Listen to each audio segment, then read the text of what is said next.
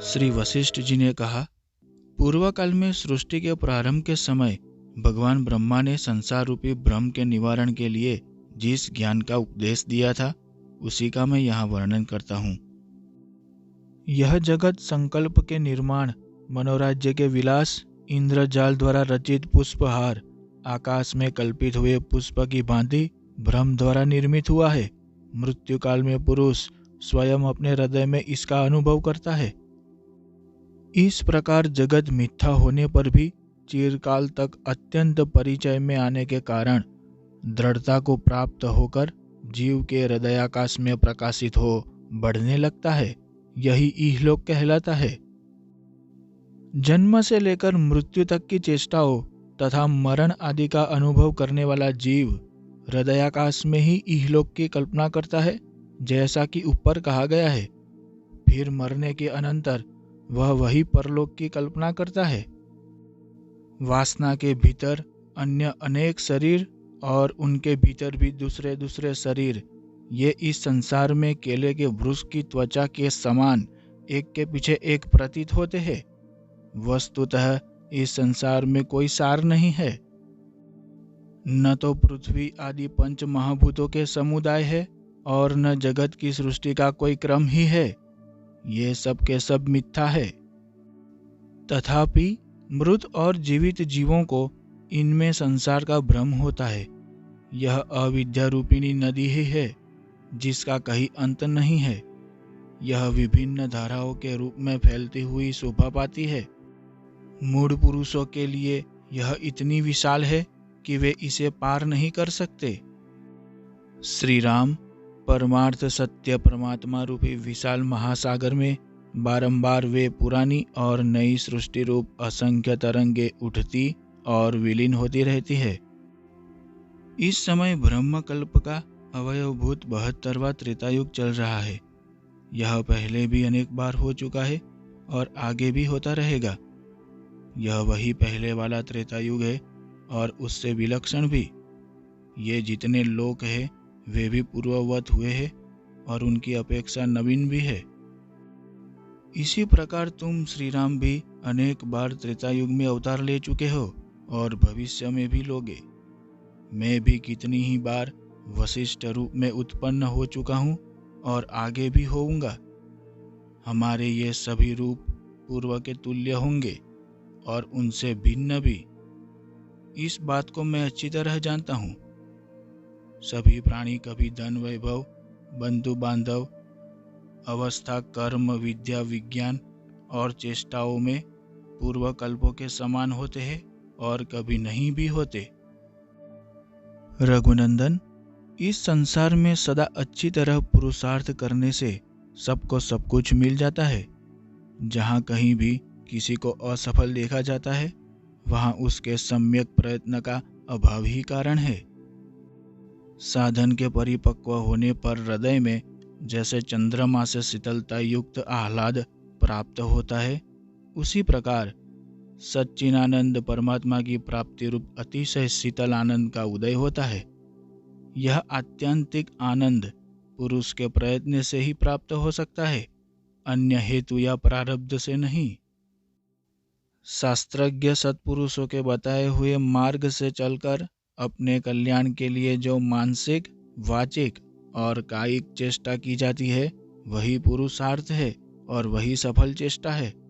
उससे भिन्न जो शास्त्र विपरीत मन मना आचरण है वह पागलों सी चेष्टा है। कोई एक विशेष प्राणी ही पुरुषोचित प्रयत्न के द्वारा तीनों लोकों के ऐश्वर्य से युक्त होने के कारण परम सुंदर प्रतीत होने वाली इंद्र की पदवी को प्राप्त हो गया है। निरंतर यत्न में लगे रहकर सुदृढ़ अभ्यास में तत्पर हुए बुद्धिमान और साहसी पुरुष मेरु पर्वत को भी निगल जाने की शक्ति प्राप्त कर लेते हैं।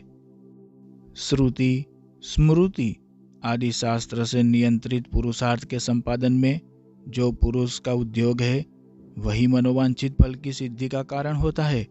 शास्त्र के विपरीत किया हुआ प्रयत्न अनर्थ की ही प्राप्ति कराने वाला होता है। कोई पुरुष जब शास्त्रीय प्रयत्न को शिथिल कर देता है तब स्वयं दरिद्रता, रोग और बंधन आदि अपनी दुर्दशा के कारण वह ऐसी अवस्था में पहुंच जाता है जहां उसके लिए पानी की एक बूंद भी बहुत समझी जाती है। परंतु किसी को शास्त्रानुसार आचरण के प्रभाव से ऐसी उत्तम अवस्था प्राप्त होती है जहां समुद्र, पर्वत, नगर और द्वीपों से विशाल भूमंडल का साम्राज्य भी अधिक नहीं समझा जाता। वह अनायास सुलभ हो जाता है।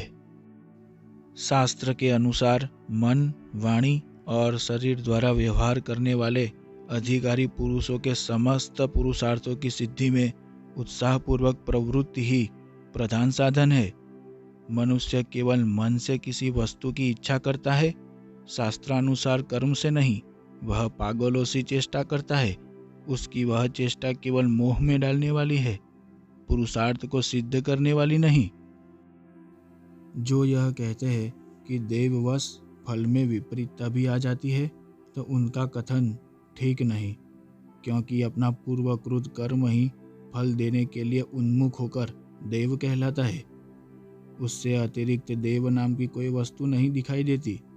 पुरुषार्थ दो प्रकार का है, एक शास्त्र अनुमोदित और दूसरा शास्त्र विरुद्ध।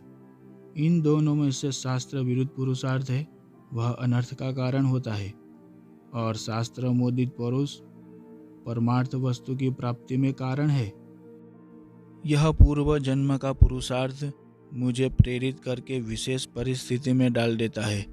इस प्रकार की बुद्धि को बलपूर्वक कुचल डालना चाहिए, क्योंकि वह प्रत्यक्ष प्रयत्न से अधिक प्रबल नहीं है। तब तक प्रयत्न पूर्वक उत्तम पुरुषार्थ के लिए सचेष्ट रहना चाहिए, जब तक कि पूर्व जन्म का अशुभ पुरुष स्वयं पूर्णतः शांत न हो जाए। पूर्व जन्म के अशुभ या दुखदायक प्रारब्ध को इस जन्म के शुभ कर्मों से विशुद्ध एवं पुष्ट हुई बुद्धि के द्वारा तिरस्कृत करके संसार सागर से पार होने के उद्देश्य की सिद्धि के लिए अपने भीतर दैवी संपत्ति के संग्रह के निमित्त सदा यत्न करते रहना चाहिए। उद्योग शून्य आलसी मनुष्य गधों के समान गए बीते हैं, अतः स्वयं भी उद्योग छोड़कर उन्हीं की श्रेणी या तुलना में नहीं जाना चाहिए। पशुओं के समान आचरण का त्याग करे और सत्पुरुषों के योग्य आचार व्यवहार का आश्रय ले। जैसे कीड़ा घाव में पीप आदि का आस्वादन करके ही अपना जीवन समाप्त कर देता है, उसी तरह मनुष्य को घर में स्त्री, अन्न, पान आदि द्रव युक्त एवं कोमल तुच्छ पदार्थों का किंचित आस्वाद लेकर संपूर्ण पुरुषार्थों के साधनभूत आयु को भस्म नहीं कर देना चाहिए। मानव जीवन को व्यर्थ नहीं गवा देना चाहिए। शुभ पुरुषार्थ से शीघ्र ही शुभ फल की प्राप्ति होती है और अशुभ पुरुषार्थ से सदा अशुभ फल की ही प्राप्ति होती है। इन शुभ अशुभ पुरुषार्थों के सिवा देव नाम की दूसरी कोई वस्तु नहीं है। इसलिए पहले पुरुषार्थ के द्वारा विवेक का आश्रय लेकर आत्मज्ञान रूपी महान प्रयोजन वाले शास्त्रों का विचार करना चाहिए।